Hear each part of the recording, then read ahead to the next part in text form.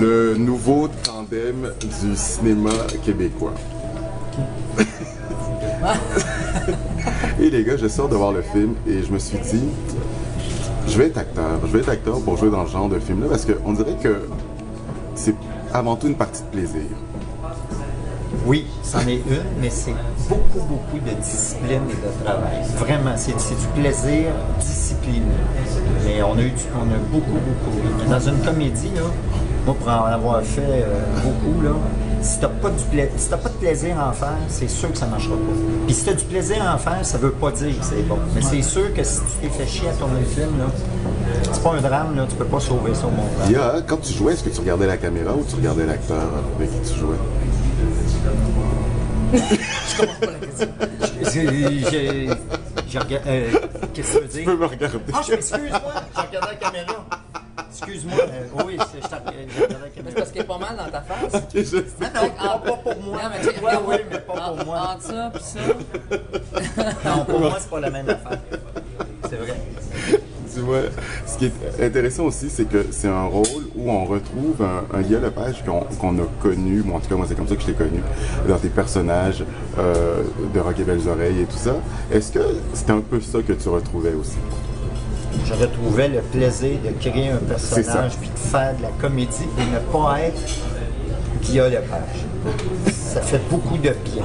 Parce que j'ai beaucoup aimé ça, moi, dans RBO, créer des personnages.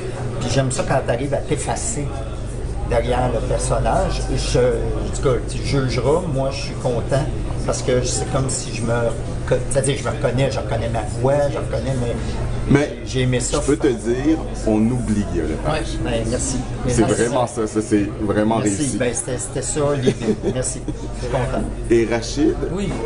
on voit tout le talent de Rachid Badouri. Premièrement, combien de langues tu parles dans ce film? Il est polyglotte. Polyglotte, pardon. Attends, Ukrainien. italien, Oui, latino. latino, Créole. créole, Il en manque un. arabe, Arabe. 5. Puis français. Français.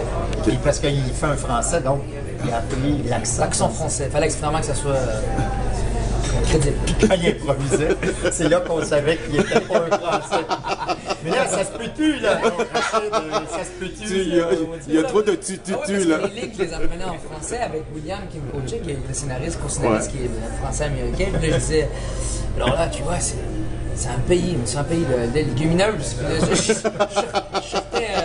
Tu relâchais un Ouais, peu. je relâchais un peu. En fait, quand on s'énerve, apparemment, c'est là où on voit l'accent, la première langue qui nous a été apprise. J'ai un oncle qui a grandi en Espagne, mais à un tout jeune âge, après ça, il est parti au Maroc, mais il est resté là toute sa vie. Mais quand il sent, quand quelqu'un le coupe sur l'autoroute, malgré qu'il parle arabe, le berbère, c'est « Hey, putain de madre de joder, mierda de joder !»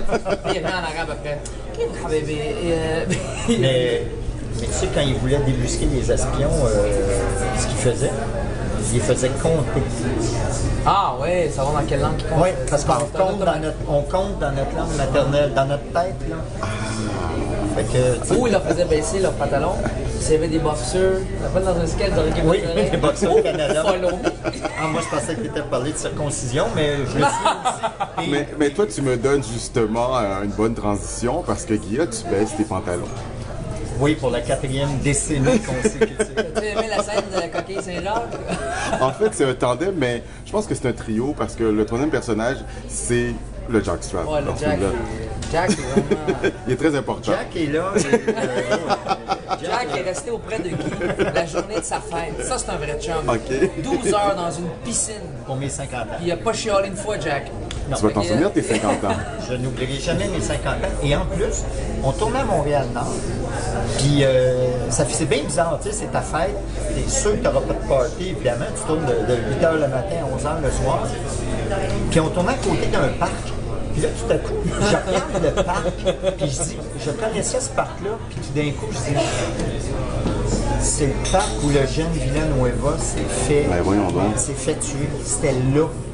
Puis là, je reconnaissais les plans, puis puis là, je t'ai posé la question, j'ai dit, est-ce que c'est le parc? Il a dit, oui, c'est ici. Là, j'ai fait,